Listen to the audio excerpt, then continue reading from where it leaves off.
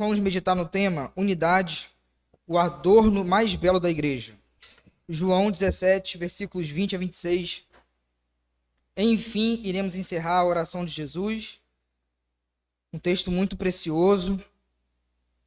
E nós chegamos hoje no sermão 58 da série do Evangelho de João. Unidade, o adorno mais belo da igreja. João 17, do 20 ao 26. A palavra de Deus diz assim: Não te peço apenas por estes discípulos, mas também por todos que crerão em mim, por meio da mensagem deles. Minha oração é que todos eles sejam um, como nós somos um, como tu estás em mim, Pai, e eu estou em ti. Que eles estejam em nós, para que o mundo creia que tu me enviaste. Eu dei a eles a glória que tu me deste, para que sejam um, como nós somos um. Eu estou neles e tu estás em mim.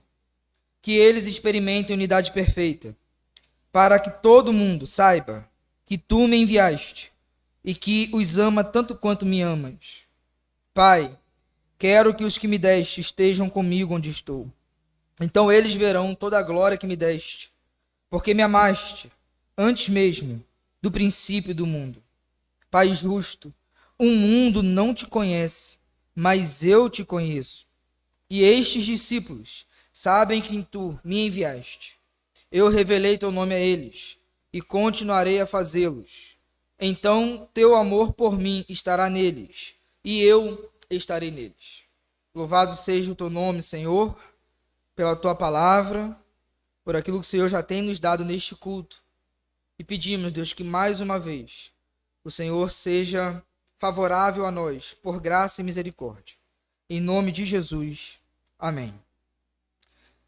Queridos, como é bom nós sermos e pertencermos a uma igreja. Eu saí hoje de manhã aqui da igreja, já com vontade de chegar à noite para voltar para a igreja. Fui muito edificado pela vida de vocês. Vocês me abençoaram muito hoje pela manhã.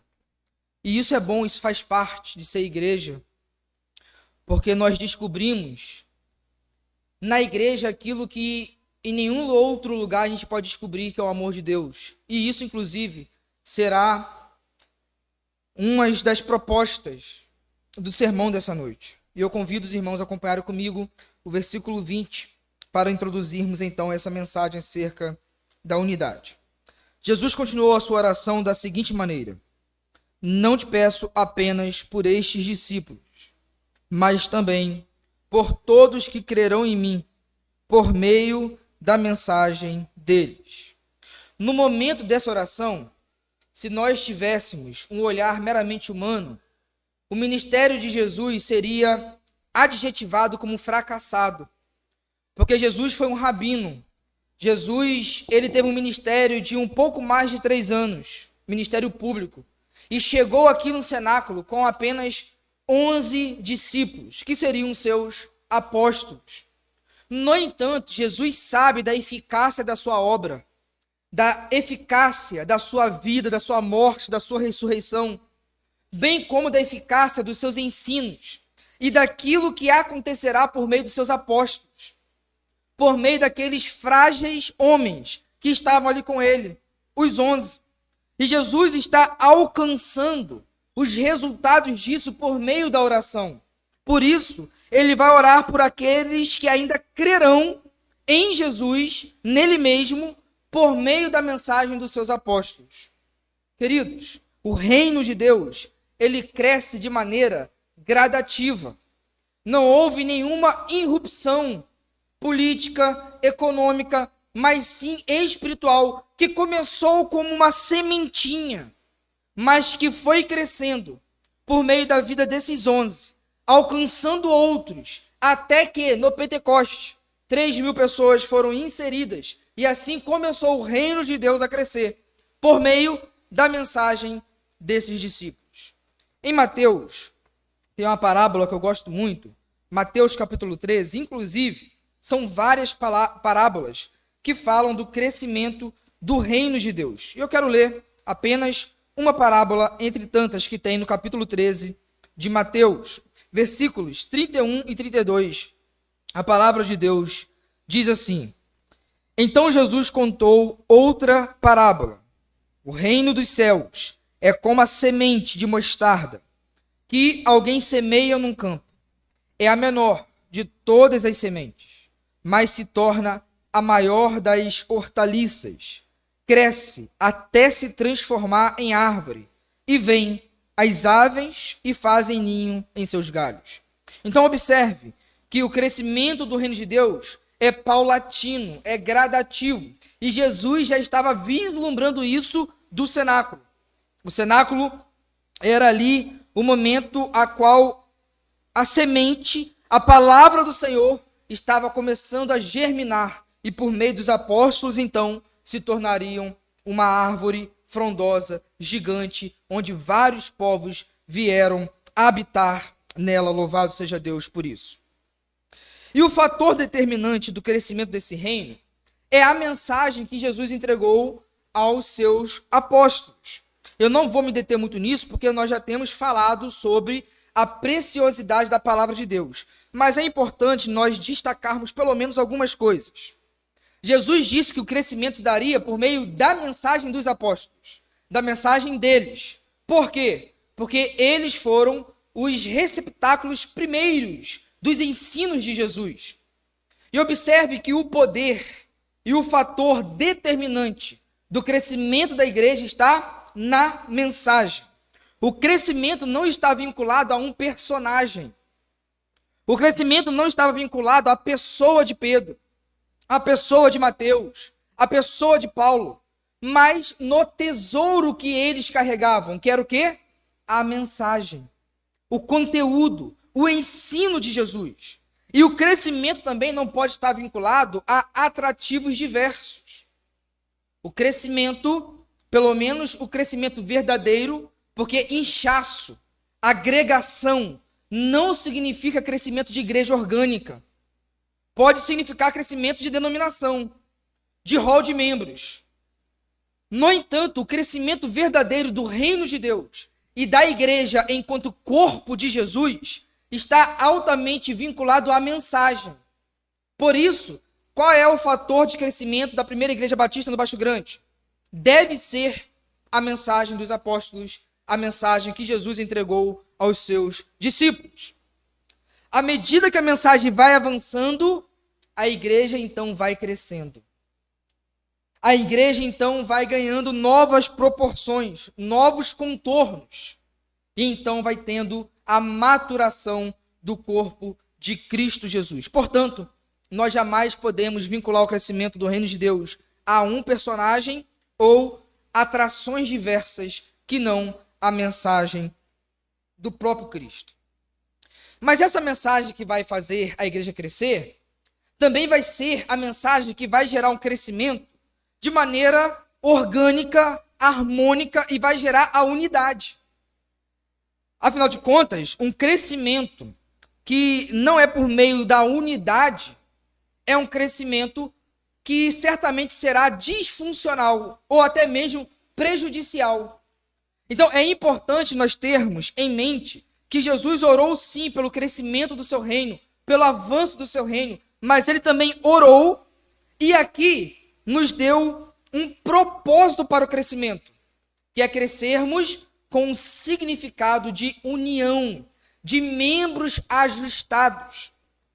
A nossa igreja, bem como qualquer igreja alicerçada na palavra de Deus, deve crescer com o formato do corpo de Cristo.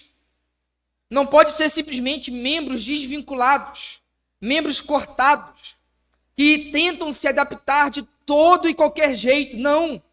Ele precisa ter uma imagem da cabeça, que é Cristo Jesus. E o corpo que vai crescer e vai ter a imagem de Cristo Jesus é o corpo que cresce em unidade. Por isso, é o adorno mais belo da igreja. Nossa igreja é pequena, nossa igreja pode vir a crescer. Só não pode perder esse formato de ser imagem de Jesus. E essa imagem é dada pela unidade. E nós precisamos entender, então, o que é e quais são as implicações da unidade que Jesus pretende com essa oração. Quando Jesus ora pela unidade da igreja, ele está orando pela singularidade da glória que dela reflete, que é a imagem do próprio Deus que nós adoramos, o Deus triuno. Existe uma glória singular que pertence à unidade. Existe algo específico se manifesta somente num corpo bem ajustado. Num corpo que entende que, de fato, os membros devem viver em união, em fraternidade, em comunhão, em amor. Por quê, meus irmãos?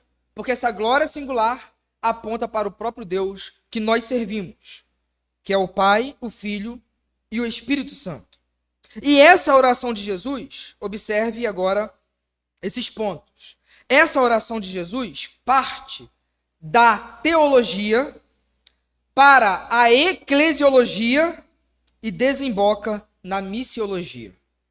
A oração de Jesus parte da teologia, do conceito que ele tem do próprio Deus, para a eclesiologia, ou seja, para a igreja, para aquilo que será formado a partir dele.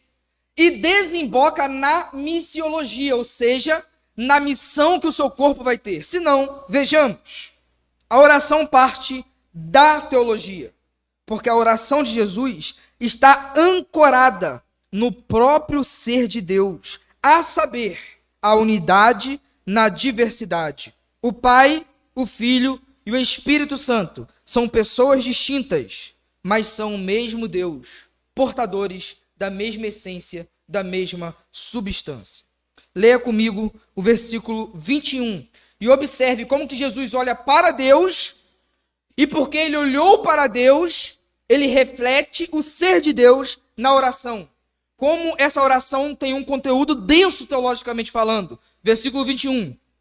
Minha oração é que todos eles sejam um. Olha agora. Como nós somos um. Como tu estás em mim, Pai, e eu estou em ti. Então, o reflexo que Jesus quer ter na igreja, o reflexo que ele quer ver na igreja, e o reflexo que ele espera que o mundo veja na igreja, seja o reflexo do próprio Deus. O Deus que está lá no céu deve ser refletido aqui na terra pela unidade do povo de Deus, pela união, pela comunhão. Porque a teologia de Jesus, o seu conceito de Deus, que é uma eterna comunhão, molda a sua própria ação e destina os seus discípulos a um propósito maior do que eles individualmente, que é o corpo do próprio Cristo. Então, essa oração de Jesus é uma oração altamente espelhada no próprio ser de Deus, que é uma eterna comunhão. E há um princípio espiritual que diz o seguinte: nós nos assemelhamos ou nós nos tornamos naquilo que adoramos. Inclusive, o salmista, no Salmo 115, versículo 8, vai falar que os idólatras se tornam semelhantes aos deuses que eles adoram. Mas isso também é uma verdade espiritual para o ponto positivo. Porque se nós adoramos o Deus verdadeiro, e esse Deus verdadeiro é o Pai, o Filho e o Espírito Santo, logo os adoradores tornar-se-ão semelhante ao Deus que eles adoram. Porque Deus é um espelho. E ele também é uma causa em nós, para que a gente possa se tornar aquilo que ele é. Uma família, uma comunhão, uma eterna unidade. Então a oração de Jesus parte da teologia e vai para a eclesiologia, ou seja, para a igreja. Porque Jesus pretende apontar e agora capacitar a igreja a ser este reflexo de Deus. O ponto principal aqui nessa oração para a eclesiologia é capacitação. Por que capacitação? Porque a unidade da igreja encontra vários desafios e obstáculos. Vou citar 2 de maneira genérica. E os irmãos podem pintar esses dois obstáculos de diversas formas. Primeiro, o próprio ataque de Satanás. Satanás não tem interesse algum que essa igreja se fortaleça na união, na comunhão, no vínculo da aliança. Então o próprio Satanás vai atacar. E como nós vimos domingo passado, externamente e internamente. Queridos, se há alguma ideia, algum pendor no seu coração para desprezar um tipo de irmão, saiba que isso não vem do Espírito de Deus, mas vem do próprio Satanás. Porque quem não tem interesse na união da igreja é o próprio diabo. Mas a unidade encontra outro obstáculo, que é a fraqueza humana. Nós nos ofendemos. Nós geramos desentendimento. Nós ficamos bicudos, birrados com os outros. Às vezes de maneira justificada, mas às vezes não. A questão é que de maneira justificada ou não, algo tem que acontecer para que a unidade possa fluir e ser uma realidade, que é a virtude do perdão. E não existe força e vigor em nós para perdoarmos e exercer o perdão se não for pela capacitação e pelo poder do Espírito Santo. E Jesus sabe que isso é tão difícil que ele ora. Meus irmãos, eu tenho certeza que você ora por aquilo que você entende que você não é capaz de fazer. E nós precisamos orar pela unidade. Porque se eu for na força do meu braço, na força do Juninho, eu vou sair daqui ofendendo a muitos. Mas nós precisamos crer em Cristo Jesus, no seu propósito, no poder dessa oração, bem como no auxílio do próprio Deus, e sair daqui com esse objetivo: amarmos uns aos outros e preservarmos este adorno que é tão belo e excelso, que é a unidade do povo de Deus. A oração parte do conceito de Deus para formar o povo de Deus. Porque o povo de Deus deve se tornar semelhante ao Deus que ele adora. E se Deus é uma eterna comunhão, o Pai, o Filho e o Espírito Santo, logo, nós devemos ser o seu reflexo também na comunhão que nós temos uns com os outros, na unidade do corpo de Cristo, operada pelo Espírito Santo. Mas essa oração que encontra reflexo em Deus, forma o corpo, a eclesiologia, a igreja, também tem uma missão. Por isso que ela desemboca na missiologia. Por quê, meus irmãos? Porque uma vez que a gente vive a unidade, e essa unidade é operada pelo Espírito Santo, ela testifica a mensagem dos apóstolos que nós pregamos. Leia comigo o versículo 20 e 21 juntos. Não peço apenas por estes discípulos, mas também por todos que crerão em mim, por meio da mensagem deles. Ok, a mensagem vai gerar fé, vai gerar crença verdadeira. Olha agora, minha oração é que todos eles, esses que creram em Jesus por causa da mensagem, sejam um, como nós somos um, como tu estás em mim, Pai, e eu estou em ti. Observe agora, que eles estejam em nós, para que o mundo creia que tu me enviaste. Ou seja, nós temos uma mensagem. Jesus foi enviado pelo Pai para nos salvar. A gente prega isso. E essa mensagem é autenticada quando o incrédulo não somente ouve lá fora, mas vem aqui dentro averiguar essa mensagem. E eles vão perceber que essa mensagem não é apenas um discurso vazio, mas é uma nova dinâmica de vida que produz, inclusive, uma nova família espiritual, ao ponto de nós nos aliançarmos uns aos outros e levarmos uns aos outros em plena consideração e dizermos uns aos outros que somos irmãos em Cristo Jesus. Então, a unidade vai autenticar a veracidade e o poder da mensagem que a gente prega. Se a gente fala que Jesus é amor, e que esse amor deve transbordar no seio da igreja, e entra um incrédulo e vê que a igreja é rachada, que um fala mal do outro, que há fofocas e disse-me-disses e conversas atravessadas, isso não irá autenticar a mensagem que a gente prega. Porque a mensagem que a gente prega, que é o Cristo crucificado, deve ser também a mesma que crucifica o nosso ego, a fim de que o amor possa florescer e a união venha a ser então consolidada e solidificada por essa mensagem. Então observe que a missão, antes de ser lá fora, é aqui dentro. Nós precisamos ter coragem de falar para aquelas pessoas que nos indagam que não é mais possível encontrar uma igreja verdadeira, que não é mais possível encontrar amor nesse mundo e falar assim: eu sei um lugar onde há amor, é amor verdadeiro, amor que brota da verdade. Onde? Me diga, na minha igreja. A missão lá fora precisa ser autenticada primeiro pela missão aqui de dentro.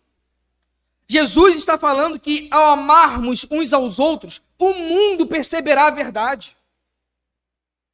Então não adianta os esforços, as dinâmicas para alcançar os de fora, se quando eles forem entrar, eles serão repelidos pelas brigas internas, pelo caos que é uma igreja que não se ama. Meus irmãos, será natural nós amarmos uns aos outros e pessoas olharem assim: rapaz, que povo diferente, eu não entendo isso não. O povo mal se conhece, já se chamam de irmão, e um dá a cesta para o outro, e o outro alimenta um ao outro, e um chama para a casa do outro, e eles conversam, e eles estão bem. Há pecado, há pecado. Mas existe uma solução, algo que supera as dificuldades, que é o perdão, é o amor de Cristo Jesus e é o poder do Espírito Santo. A unidade, meus irmãos, irá comprovar aquilo que a gente prega. Se a gente prega o Deus Trino e vive em desunião, a gente está desfazendo a nossa mensagem. Se a gente prega o perdão e vive em guerras, em partidarismo, nós estamos despregando e manchando aquilo que nós pregamos. A unidade gera movimentos missionários que de outra forma seria impossível. A oração de Jesus aqui não pretende apenas a unidade entre os apóstolos, como foi no versículo 11, mas por todos que crerão, ou seja, isso aqui agora é um ponto muito importante, o denominacionalismo não pode exercer mais força em nós do que o desejo e a oração do nosso Senhor. No versículo 11, Jesus orou pela unidade interna entre os apóstolos, entre os discípulos. Mas aqui ele está orando pela unidade de todos que crerão. Ou seja, nós precisamos entender que aquela pessoa que está invocando o nome de Jesus hoje, esse Deus que a gente serve, na Assembleia aqui perto e na Metodista aqui ao lado, também são irmãos tão quanto nós. E a força missionária da igreja ganhará uma proporção e uma força quando houver, certamente, uma co-beligerância e cooperação contra o mundo, contra o diabo e os seus asséculos. É bem verdade que a unidade não se confunde com um tipo de institucionalismo, que todos têm que estar no mesmo local. Nós vamos, inclusive, ver isso. Mas é bem verdade que o corpo de Cristo Jesus não se restringe apenas e unicamente a uma denominação. Eu conto aqui um caso de um pastor batista, Edson. Ele era muito famoso na época. Inclusive, quem estuda missiologia tem que passar por ele. Ele foi pastor, salvo engano, de Santo André, PIB de Santo André. E a igreja começou a sustentar um missionário presbiteriano e um nazareno. Eu não lembro a localidade que esses missionários estavam, mas chegou uma comissão de pastores para conversar com ele. Disse: pastor, a gente soube que a igreja está sustentando um missionário tal. Sim, estamos. Louvado seja Deus por isso, mas esse pastor que está nesse lugar é presbiteriano. E aquele está naquele lugar nazareno. Sim. Qual igreja vai plantar? É, presbiteriana, nazareno. E a batista? A batista está bem, graças a Deus, tudo certo. Mas não vai ser batista. Mas vai ser a igreja de Jesus. O pastor presbiteriano está lá no Uruguai, o irmão vai? O irmão Nazareno está lá no meio dos índios, o irmão vai? Então, meus irmãos, aquele que não é contra nós é por nós. E quando os discípulos chegaram para Jesus e falaram: manda ele ficar lá, falar assim, deixe. Eles estão comparando com o reino. Então, eu já estive no interior do Ceará, bem no rincão do Ceará mesmo. Não foi em praia, não. Em lugar que não chove, que há seca, que há milhões de calhas e barris para armazenamento de água da chuva. E nesses rincões, eu só encontrei placa da Assembleia de Deus. Pouquíssimas, mas estava lá um testemunho, um pastor, um gato pingado de irmãos, glorificando o nome de Deus e dizendo que Jesus salva. Misericórdia, Assembleia de Deus ali.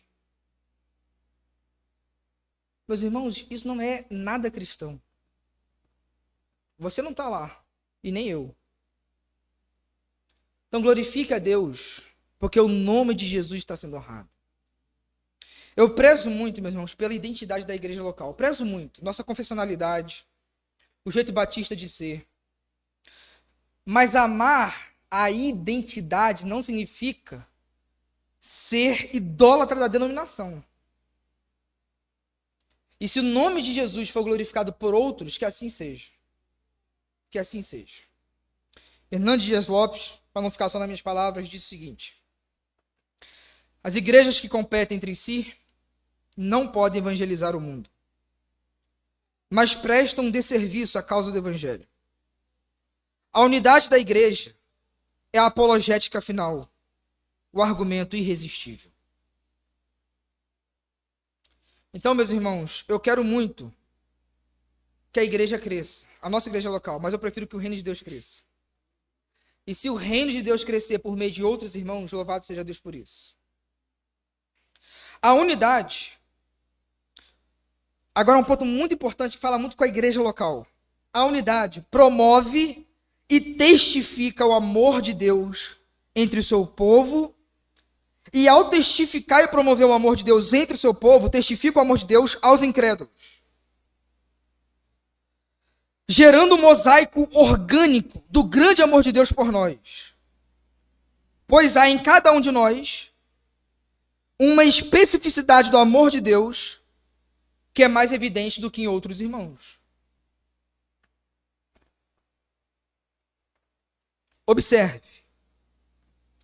O amor de Deus por nós sempre será afirmado e reconhecido por aquilo que Jesus fez, mas também por aquilo que nós fazemos uns pelos outros, expressando a unidade.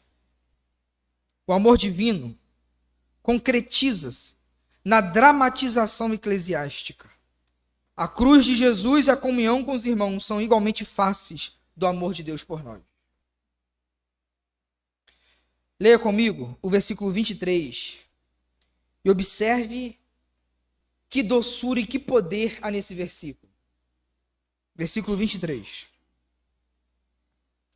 Eu estou nele, e tu estás em mim, que eles experimentem unidade perfeita. Olha agora. Para que todo mundo saiba que tu me enviaste e que me ama. Meus irmãos, olha só o que Jesus está falando. Na unidade que opera na igreja, agora na igreja local entre nós, será manifestado o próprio amor de Deus entre nós e aqueles que nos cercam. Jesus falou o seguinte: na unidade, enquanto eu estiver sendo cuidado pela Igreja Batista no Baixo Grande, enquanto o pastor Juninho estiver aqui, eu vou perceber o amor de Deus, não somente na cruz de Cristo, mas no cuidado de cada um por mim. Isso é belíssimo. Isso é belíssimo. Se você duvidar do amor de Deus pela sua vida, olhe para a cruz. Mas olhe também para irmãos que Cristo Jesus te deu e que também te amam. Então, o amor de Jesus, às vezes, dado o contexto, o momento e a oportunidade e a ocasião, será singularmente comunicado à minha vida. Uma ajuda financeira ou uma oração. E eu vou perceber que Deus me ama. Às vezes a gente acha que Deus nos ama quando Ele envia corvos e coisas extraordinárias acontecem. Mas Deus quer ser conhecido no amor dos irmãos uns pelos outros. Quando a irmã Ana chegar para a irmã Odete, quando o irmão Charles chegar para o irmão Naran, quando o irmão Zé Luiz chegar para o Carlos, e a gente vai dando uma palavra que anima, uma palavra de correção, em amor, uma ajuda, um consolo, um abraço, um momento difícil. Jesus falou que quando isso acontecer, nós vamos saber que nós somos tão amados pelo Pai, assim como Jesus foi amado. Que coisa, meus irmãos. O amor de Deus sendo concretizado na dramatização da igreja, na existência, no ser e pertencer da igreja. Receba o amor de Deus por meio da vida dos seus irmãos e seja o amor de Deus para outros, porque assim Deus quer, Deus assim almeja. Então observe como que a unidade é um adorno belíssimo e caro à igreja. Eu louvo a Deus, mas eu vou falar isso. Tinha 4 pessoas, porque a igreja estava de retiro. 4 ou 3 pessoas, não lembro. A igreja estava vazia de pessoas, mas estava cheia de amor. Os irmãos estavam aqui e receberam eu e a família tão bem. No primeiro domingo de manhã, a igreja vazia, estava irmão Odete e mais alguém, não lembro. E chegou abraçando a gente assim, com a ternura, com o amor de Jesus. E aí eu e Samile, gente, foi incrível. A gente não conheceu a igreja no domingo à noite, para decidir ficar na igreja. A gente saiu do EBD como, amor? Nós vamos voltar aqui que nós vamos ficar. É lógico, eu não sei se no decorrer da caminhada a gente vê que não era aquilo, né? Mas não foi um simulacro. Foi algo verdadeiro. A verdadeira propaganda, o adorno de Cristo Jesus estava presente. A gente viu o selo do Espírito Santo, a aliança. Então, pela graça e pela misericórdia de Deus, a minha família é fruto do adorno da unidade dessa igreja. Por isso nós somos gratos a vocês. E é fácil amar uma família assim. É muito bom, né? Vou cortar o assunto porque eu estou me emocionando. Então, meus irmãos, observe como que Jesus orou e falou é verdadeiro. Observe que no amor interno, as pessoas vão perceber um amor que em outro lugar eles não percebem e não encontram. No corpo de Cristo Jesus. Mas para a gente não gerar confusões, é muito importante a gente fazer também a parte negativa. Não da unidade, porque não existe ponto negativo na unidade. Assim como não há ponto negativo na verdade. Assim como não há ponto negativo no amor. Mas há ponto negativo nas distorções e nos falsos conceitos das virtudes verdadeiras. O que não é unidade? O que não é unidade? 3 coisas. Primeiro, a unidade não significa uniformidade. Não significa algo imposto de cima para baixo, é algo orgânico. É algo do coração. Não é um cabresto. A unidade desconfigura as personalidades e as riquezas dos dons que são variados que o próprio Deus deu à igreja local. Então imagina a gente começar a colocar regras de comportamentos pessoais, de gesticulações que são altamente decorrentes da personalidade, de tipo de roupa, de tipo de corte de cabelo. Por mais que haja bom senso, pudor, nós não estamos aqui para ditar uma regra e falar, nós seremos um quando todo mundo andar assim, assim, assado. Onde há uma despersonalização das pessoas. Onde todo mundo aqui só pode comer uma coisa, beber uma coisa. Trabalhar em um tipo de coisa. Meus irmãos, uma igreja que é unida, que tem unidade, há níveis de maturidade, de consciência. Às vezes para o irmão algo é pecado, outro não. E se isso não for claro nas escrituras, isso vai de acordo com a consciência e a maturidade de cada um. Então a gente precisa dessa maturidade, não é uniformidade. Não é uniformidade. Segunda implicação errada. Achar que a unidade quer dizer que Jesus pretendeu uma única instituição. A unidade não significa uma única instituição. Não como muitas pessoas advogam de uma instituição plantada por Jesus desde a sua morte e ressurreição. Porque se fosse assim, nós teríamos a placa certa.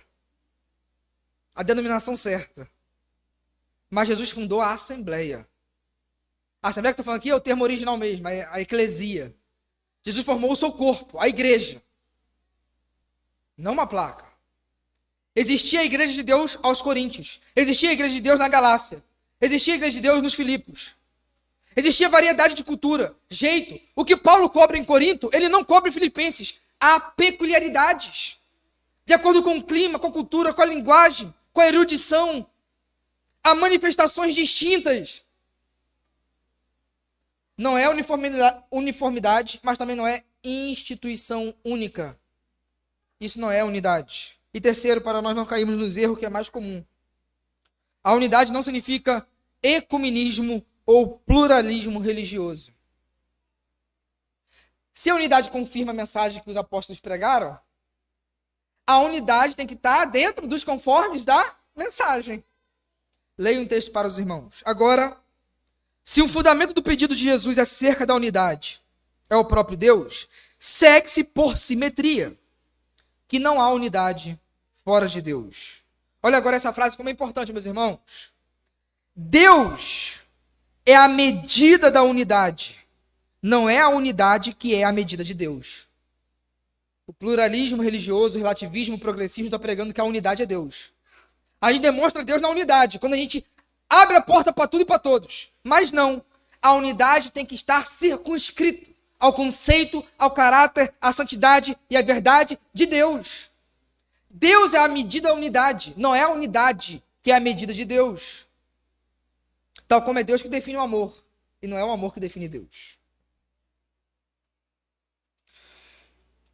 Jesus não pretende uma unidade amorfa e sem identidade, pois é exatamente a identificação com a Trindade que enseja e justifica a unidade.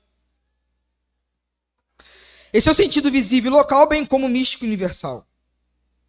O amor que nos une é justamente aquele que é oriundo da verdade. E a verdade revelada é oriunda do amor divino de Deus por nós.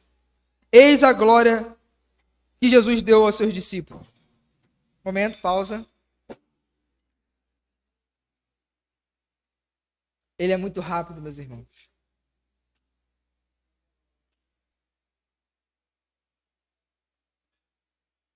Continuando o texto. Estar neles, Pai, Filho e Espírito Santo, é o que nos fará um. Ao conhecermos o Deus Trino, conhecemos o plano dele para nós, a saber, a unidade. E ao estarmos no Deus Trino, teremos condições para concretizá-lo. Então, meus irmãos, é o seguinte. Nós respeitamos aquelas igrejas que confessam pontos sensíveis da fé cristã. Assim como eu disse que nós não podemos ser idólatras da denominação. Mas isso não significa ser pluralista e dizer que todas as religiões levam a Deus, tal como a única fé verdadeira. Para encerrar esse ponto, digo o que é dito por alguns teólogos, que toda religião de fato leva a Deus. Mas apenas uma leva a Deus em graça e verdade e em amor. Todas as outras levam os homens diante de Deus em juízo e diante dos juízes de toda a terra. Vamos caminhar para o final. Versículo 24. A palavra de Deus diz assim: Pai, quero que os que me deste estejam comigo onde estou. Então eles verão toda a glória que me deste, porque me amaste antes mesmo do princípio do mundo. Versículo 25 e 26, para a gente caminhar diretamente para o final. Pai justo, o mundo não te conhece, mas eu te conheço. E estes discípulos sabem que tu me enviaste. Eu revelei teu nome a eles e continuarei a fazê-lo. Então teu amor por mim estará neles, e eu estarei neles.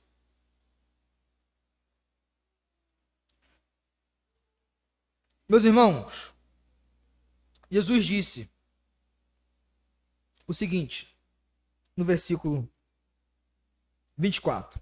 Final do versículo 24. Acompanhe comigo. Então eles verão toda a glória que me deste, porque me amaste antes mesmo do princípio do mundo. Observe.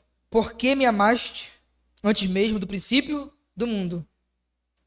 Duas coisas nós aprendemos com esse versículo. E é duas coisas fundamentais, importantíssimas para a nossa fé. Primeiro, a divindade de Cristo. Ele é antes do princípio. Porque me amaste antes do princípio do mundo. Segundo, se ele é antes do princípio e ele é amado pelo Pai, logo há uma eterna unidade, uma eterna comunhão. Novamente nós voltamos ao caráter de adorar o Deus, torna-nos aquilo que nós adoramos. Jesus está falando, eu sou Deus e a comunhão é algo eterno. O amor, a unidade é algo eterno. Por isso que João pode falar em sua carta que Deus é amor. Porque antes de houver qualquer coisa para ser amado fora de Deus, já havia pessoas distintas para amar e ser amado. Conceito esse que o islamismo e o judaísmo puro não conseguem entender. Deus é amor em sua própria essência. Por isso nós voltamos e resgatamos esse entendimento de que a oração de Jesus é baseada nesse conceito altamente teológico de que Deus é uma eterna comunhão. Então nós entendemos que o amor de Deus não começou a ser água a existir quando Deus disse haja, porque Deus já é uma eterna comunhão. E onde há uma eterna comunhão, onde há uma unidade, há um amor operando. E para nós encerrarmos, a partir do versículo 25 e 26, nós tiramos uma conclusão inevitável acerca de conhecermos Deus. Olha o que diz o início do versículo 25. Pai justo, o mundo não te conhece, mas eu te conheço. Ou seja, existe duas categorias de conhecimento. O não conhecimento e o conhecimento de Deus. E Jesus divide o seguinte, o mundo não te conhece, eu te conheço.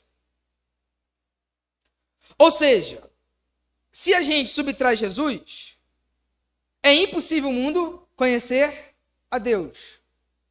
Mas porque Jesus foi um ser histórico, real, o Deus encarnado, agora é possível conhecer Deus.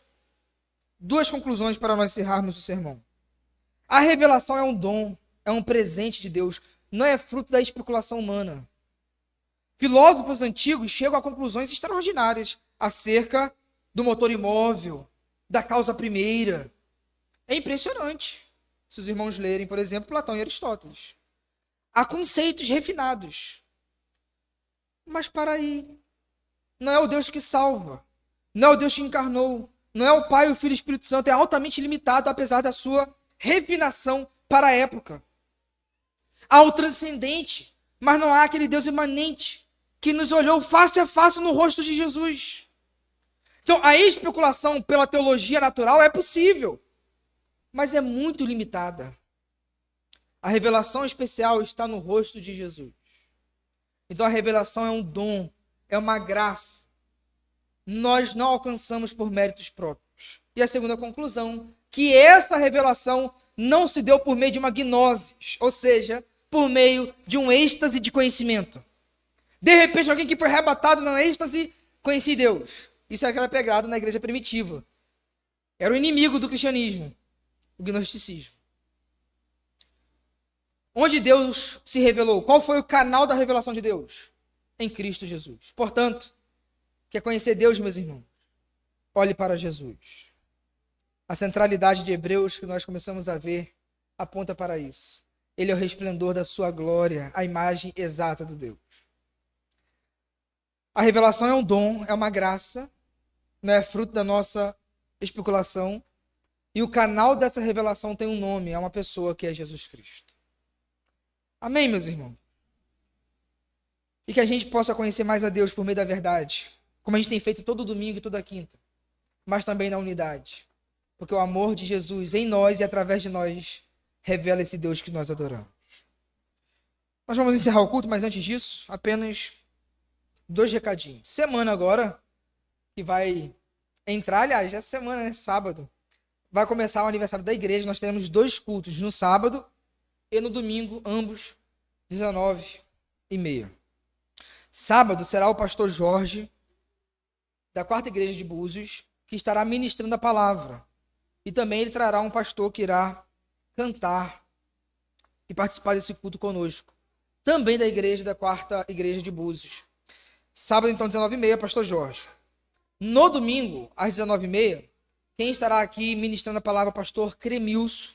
Ele é membro da Primeira Igreja Batista em Araruama. Então nós teremos esses 2 dias de festividade, de culto, glorificando a Deus pela existência da nossa igreja. São 24 anos da existência da organização da nossa igreja. Então estará aqui o pastor Jorge e o pastor Cremilson. Traga visitante, ora por esse momento, para que o Senhor possa continuar a nos abençoar. Por fim, nós estamos aí com os tickets, correto, Samir? Do almoço para o último domingo de outubro, também com a finalidade missionária para arrecadarmos e alcançarmos aí o nosso alvo de R$6.000. Já postei lá no grupo da igreja, os irmãos viram um cardápio. Certamente será um almoço muito bom e irá nos ajudar nessa campanha.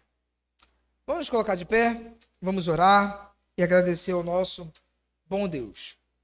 Pedir a Jéssica que esteja orando e logo após nós iremos encerrar com a bênção apostólica.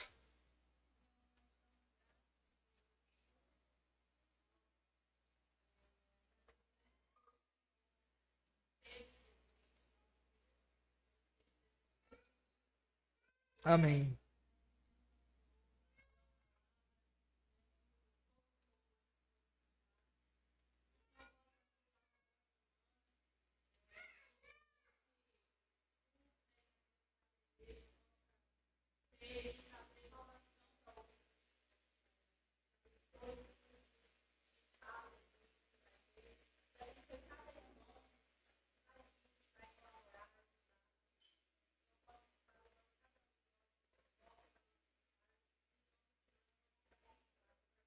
Amém. O amor de Deus, a graça do nosso Senhor e Salvador Jesus Cristo e o auxílio do Espírito Santo seja com toda a igreja, hoje e para todo sempre. Amém. A igreja pode se assentar, corações silenciosos, encerramos o culto dessa noite.